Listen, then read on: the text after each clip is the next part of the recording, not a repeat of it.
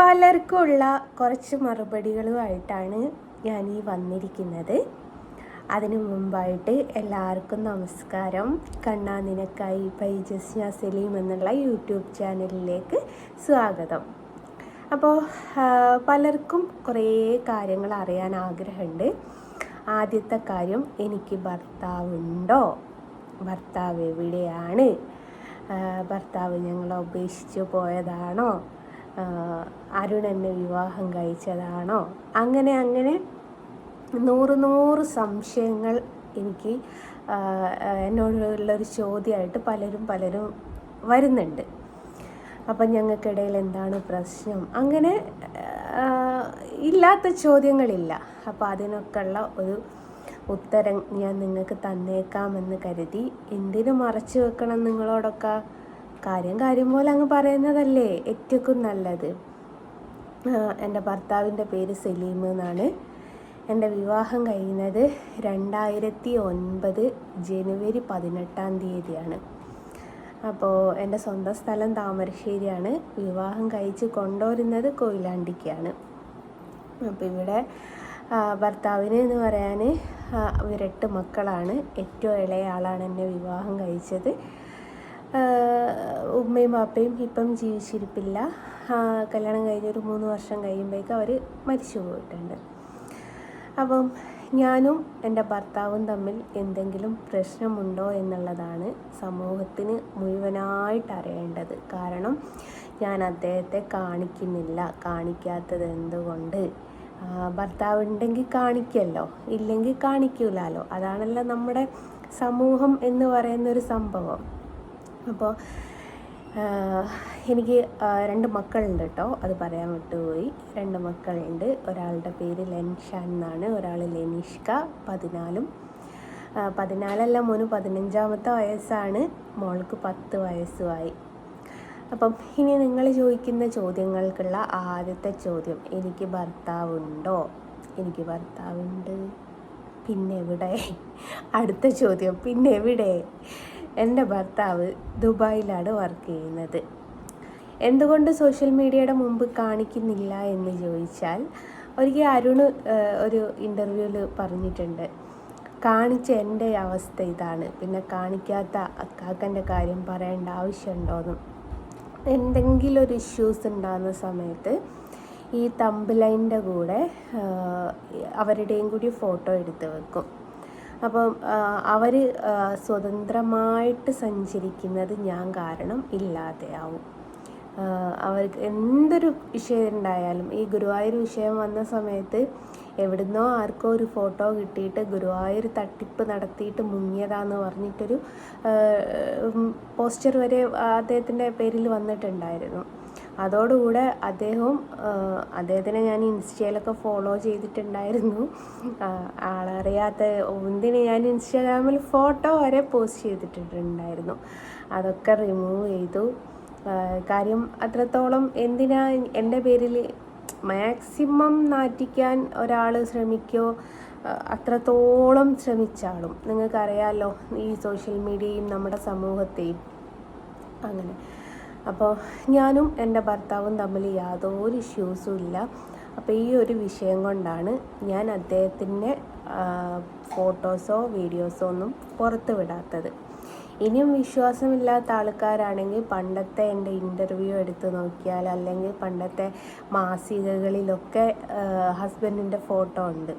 അപ്പോൾ പലരും വിചാരിച്ചിരിക്കുന്നത് ഞങ്ങൾ തമ്മിൽ എന്തോ തെറ്റിപ്പിരിഞ്ഞ് നിൽക്കുകയാണ്, അരുൺ എന്നെ 2ാമത് വിവാഹം കഴിച്ചതാണ് എന്നുള്ള ഗോസിപ്പുകളും കാര്യങ്ങളൊക്കെയാണ് അടിച്ചിറക്കുന്നത്. അപ്പോൾ അരുൺ എൻ്റെ വിവാഹം കഴിച്ചിട്ടൊന്നുമില്ല. ഞങ്ങൾ കസിൻസാണ്.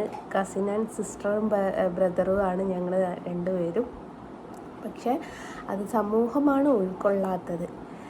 അപ്പോൾ പിന്നെ ഇക്കാക്ക അവിടെ നമ്മുടെ ഗോപാലേട്ടൻ്റെ ഒരു ഷോപ്പിൽ, സൂപ്പർ മാർക്കറ്റിലാണ് വർക്ക് ചെയ്യുന്നത്. ഗോപാലേട്ടൻ തന്നെയാണ് ഇക്കാക്കനെ കൊണ്ടുപോയത്. അപ്പം നിങ്ങളൊക്കെ പ്രതീക്ഷിച്ചത് ഞങ്ങളെന്തോ കാര്യത്തിൽ വിട്ടു പിരിഞ്ഞു എന്നൊക്കെ പറയും എന്നാണ് പ്രതീക്ഷിച്ചതെന്ന് എനിക്കറിയാം. പക്ഷേ പടച്ചോൻ സഹായിച്ചിട്ട് ഇതുവരെ ഞങ്ങൾക്കിടയിൽ ഒരു ബുദ്ധിമുട്ടോ കാര്യങ്ങളോ ഉണ്ടായിട്ടില്ല. ഞങ്ങൾ കോണ്ടാക്ട്. ഞാൻ ഹോസ്പിറ്റലിലുള്ള സമയത്ത് ഇക്കാക്ക 10 ദിവസത്തേക്ക് നാട്ടിൽ വന്നിട്ടുണ്ടായിരുന്നു. ഏത് നിങ്ങൾ പറയുന്ന ഉഡായിപ്പ് ആത്മഹത്യാശ്രമം ഉണ്ടല്ലോ, ആ ഒരു കാര്യത്തിൽ നാട്ടിൽ വന്നിട്ടുണ്ടായിരുന്നു. അപ്പം അങ്ങനെയാണ് കാര്യങ്ങൾ.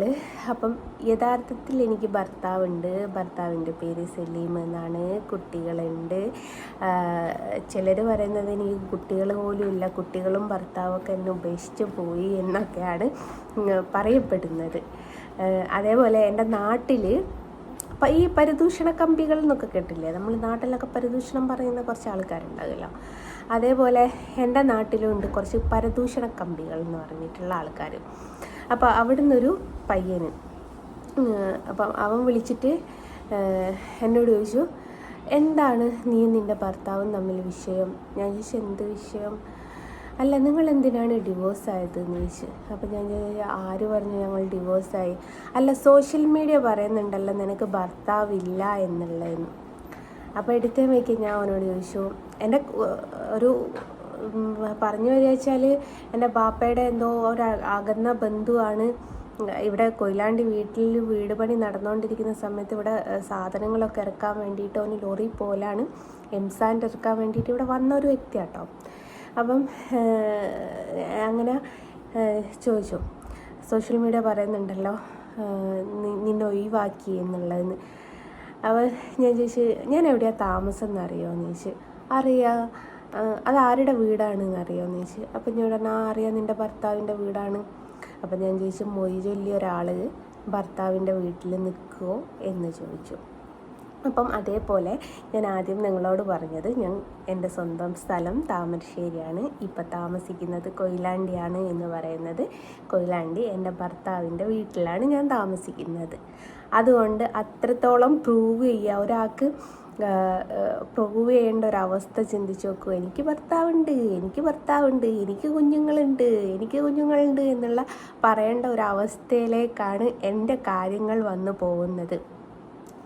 അരുണിൻ്റെ കൂടെ നടന്നാൽ അരുൺ എൻ്റെ ഭർത്താവ്, പാവം അത് കല്യാണം കഴിച്ചിട്ടില്ല, അതിൻ്റെ ലൈഫ് എന്തായിത്തീരുമെന്നൊന്നും എനിക്ക് അറിഞ്ഞൂടാട്ടോ. അപ്പോൾ പക്ഷേ അരുണിൻ്റെ വീട്ടുകാർക്കോ എൻ്റെ വീട്ടുകാർക്കോ ഞങ്ങളെപ്പറ്റി പറയുന്നതിലൊരു കുഴപ്പമില്ല, കാരണം ഓൾക്ക് ഞങ്ങളെ നന്നായിട്ട് അറിയാം. അപ്പോൾ ഇതാണ് കാര്യങ്ങൾ. അപ്പം നിങ്ങൾ വിചാരിച്ച മറുപടി അല്ല എന്ന് എനിക്കറിയാം, എങ്കിൽ പോലും ഞങ്ങൾ നല്ല ജീവിതം നയിക്കുന്ന ആൾക്കാരാണ്. ഞങ്ങളങ്ങനെ അങ്ങ് ജീവിച്ച് പൊക്കോട്ടെ. വെറുതെ ഓരോരോ പ്രാരാബ്ദവുമായിട്ട് കഴിയുന്ന ഓരോരോ വ്യക്തികളാണ് ഞങ്ങൾ. അപ്പം ഞങ്ങളുടെ ജീവിതത്തിലേക്ക് ഇടങ്കോലിട്ടിട്ട് രണ്ട് വഴിക്ക് ആവണമെന്ന് ആഗ്രഹിച്ച് നടക്കുന്ന കുറച്ച് ആൾക്കാരുണ്ട്. അവരോടുകൂടിയാണ് പഠിച്ചവൻ ആയുസിട്ടെടുത്തോളം കാലം ഞങ്ങൾ ഒരുമിച്ച് തന്നെ പോവും. പിന്നെ ആയുസില്ലാത്ത കാലം അതിപ്പം പിരിഞ്ഞല്ലേ പറ്റൂ, വേറൊരു ഒഴിവില്ലല്ലോ. അപ്പോൾ എൻ്റെ ഭർത്താവിൻ്റെ ഡീറ്റെയിൽ കിട്ടി എന്ന് വിചാരിക്കുന്നു. ഫോട്ടോ കാണിച്ചു തരാൻ പോലും ഞാൻ പറഞ്ഞില്ലേ, ഞാൻ ഇൻസ്റ്റാഗ്രാമിൽ വരെ എൻ്റെ ഒക്കാകൻ്റെ ഫോട്ടോ പോസ്റ്റ് ചെയ്തിട്ടുണ്ടായി. പൊട്ടന്മാരത് കണ്ടിട്ട് മനസ്സിലായിട്ടില്ല. അപ്പോൾ പിന്നീട് ഞാൻ ഇങ്ങനെ ഒരു ഇഷ്യൂ വന്നു. ഗുരുവായൂരിൽ എന്തോ പണം തട്ടിപ്പ് നടത്തി പോയ ആ വ്യക്തിയാണ്, കണ്ടു കിട്ടുന്നവർ ഈ കോണ്ടാക്ട് ചെയ്യാന്നൊക്കെ പറഞ്ഞിട്ട് കാക്കൻ്റെ പേരിലൊരു പോസ്റ്ററൊക്കെ അടിച്ചിറക്കിയിട്ടുണ്ടായിരുന്നു. അത് പേടിച്ചപ്പം അത് എൻ്റെ ഇൻസ്റ്റയിൽ അറിയാവുന്ന ആരോ എടുത്തതാണെന്ന് എനിക്കറിയാം. അതിൻ്റെ പേരിൽ ഞാൻ വേഗം റിമൂവ് ചെയ്തതാണ്. എൻ്റെ കാക്ക ആരുടെ അടുത്തൊന്നും പൈസ തട്ടിച്ചിട്ടോ മുട്ടിച്ചിട്ടോ ഒന്നുമില്ല കേട്ടോ. അതോട് ഞാൻ പറഞ്ഞുതരാം. ആളെക്കുറിച്ച് പറയുക വെച്ചാൽ ഒരു മിണ്ടാപ്പൂച്ച എന്ന് പറയാം. എൻ്റെ മകളും അങ്ങനെയാണ്. ഇങ്ങനെ ഓവറായിട്ട് സംസാരിക്കുന്ന, എന്നെ പോലെയല്ല, ഓവറായിട്ട് സംസാരിക്കുന്ന ഒരാളൊന്നുമല്ല. ആളൊരു കമ്മ്യൂണിസ്റ്റുകാരനാണ്. എടുത്ത് വെച്ച് ഞാൻ പറയുകയാണ്, ആളൊരു കമ്മ്യൂണിസ്റ്റുകാരനാണ്. കാര്യം കമ്മ്യൂണിസത്തിൻ്റെ വാല്യൂ എന്താണെന്നുള്ളതിൻ്റെ ഏറ്റവും വലിയ ഇതാണ് ഞാനിവിടെ നിൽക്കുന്നത്. അവർക്ക് ജാതിയും മതവും ഒന്നുമില്ല. ഈ മതത്തിനെ പറ്റി വ്രണപ്പെടുത്താനും അവർ വരില്ല. പിന്നെ തീവ്രമായിട്ട് മതം പറഞ്ഞിട്ട് ഒരാളെ ഉപദ്രവിക്കാനും പോവില്ല. അതാണ് കമ്മ്യൂണിസ്റ്റുകാരുടെ ഏറ്റവും വലിയ പ്രത്യേകത. അതുകൊണ്ട് എൻ്റെ ഭർത്താവ് കമ്മ്യൂണിസ്റ്റുകാരനാണെന്ന് പറയാൻ അഭിമാനം മാത്രമേ എനിക്കുള്ളൂ. അപ്പം അങ്ങനെയാണ് കാര്യങ്ങൾ.